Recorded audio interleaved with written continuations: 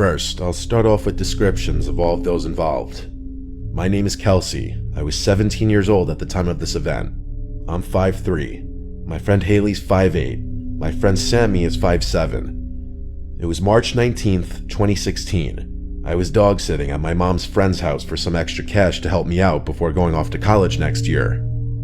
It was a cool spring night, and the people I was dog sitting for have a super cool sunroom where my friends and I like to smoke. So I decided to invite 2 of my other friends over to spend the night and make this whole dog sitting thing more fun. Haley and Sammy were a little older, with Haley being 23 and Sammy being 22. They brought over some vodka for us to drink. We hung out for a couple hours, drinking, smoking, laughing, and catching up.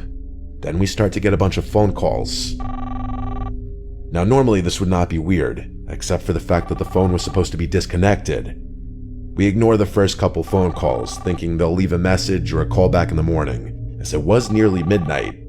The calls were persistent, and we could tell this person was not going to leave us alone until we answered. Sammy decided to answer the phone, and there was a man on the line, claiming to have the owner's wallet at a gas station 25 minutes from the house, which did not make sense. This man insisted that we come pick up the wallet now, which we all found extremely odd. After minutes of this man insisting that it was urgent that we come pick up the wallet, Sammy finally got the man to understand that we were not leaving the house and that we'll get it in the morning. We hung up the phone and all got a weird feeling in our stomachs. We grabbed the dog Willis and run into the back bedroom, shut all the blinds, and locked the door. We already have impaired judgment because of the weed and booze. We talk things out and we decide we were just being paranoid and the man was just trying to make sure we get the wallet back to the owner safely. Hours go by of us drinking and smoking some more. Then we decide to watch a funny movie and make some food to calm down and get ready for bed that night. We move from the sunroom to the living room and pop in a DVD. The sunroom is located in between the kitchen and living room of the house and the backyard by the pool. The door in between the pool and the sunroom does not have a lock on it, but the door that's in between the kitchen living room and the sunroom does not have a dog door for Willis to go out back to go to the bathroom. So we all agree that although we were a little spooked by the phone call, we were in a safe neighborhood and Willis would bark if anything were to come to the door.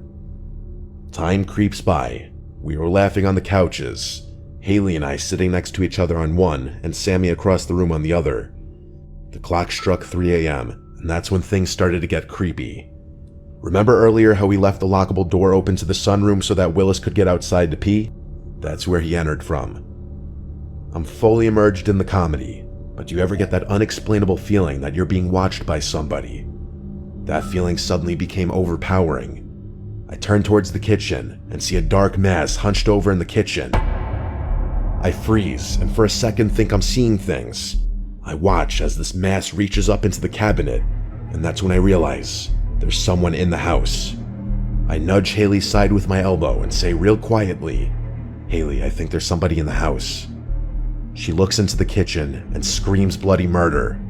This dark mass then whips his head around and looks directly at me. We make eye contact, and I felt my entire body tense up. All I could see were his piercing blue eyes contrasting against the orange lamp just below the cabinet on the table.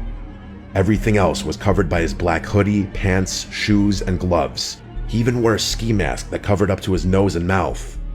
Sammy then gets up to look at what Haley and I are staring at, and somehow musters up the courage to yell, "Get the fuck out." He calmly closes the cabinet and slowly walks out the sunroom doors. We immediately get up and rush to the corner of the room farthest from where he was crouching and call 911. They arrive 3 minutes later and search the entire apartment, take our statements, and sit outside the house for the rest of the night to see if the intruder would come back. The 3 of us did not stick around long enough to see if he would. We leave our booze, weed, and my car all at the house with the cops and the dog and head home. We come back the next day to find clothes all throughout the house messed with, and crumbs by the doggy door, understandably so Willis wouldn't bark at whoever came in. To this day, we still have no idea who called us and or who came into that house. I have not been back since.